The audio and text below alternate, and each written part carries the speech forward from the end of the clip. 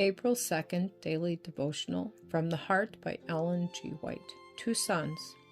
A man had 2 sons, and he came to the first and said, "Son, go work today in my vineyard." He answered and said, "I will not."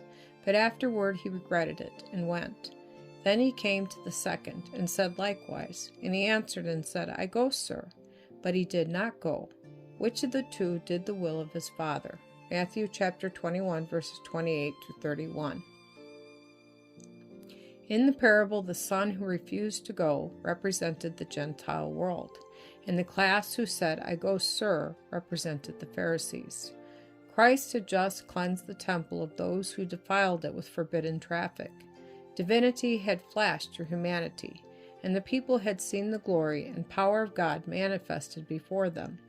As he had traveled toward Jerusalem, the multitude had spread their garments in the way, and had strewn his path with palm branches, and they had proclaimed his praises, singing, "Hosanna to the Son of David." Matthew chapter 21, verse 9. Though the rejoicing ones had not dared to carry their acclamations to the very gate of the temple, fearing the priests and rulers, the children had taken up the song and were praising God in the temple and shouting, "Hosanna to the Son of David." The Gentile world would accept the truth, but those who had so great light and such wonderful privileges, to whom had been granted both temporal and spiritual blessings, refused the message of salvation. They had professed to be the people of God. They had said, "We go, sir," but they failed of doing their Father's will.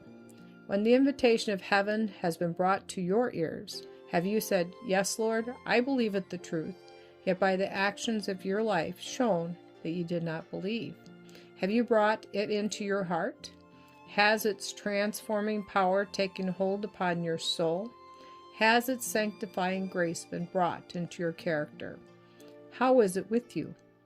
It is the privilege of everyone to say, "I will carry out my captain's orders to the very letter, feeling or no feeling." I will say, "What are my orders? What is the line of my duty? What says the Master to me? What is my position before God?"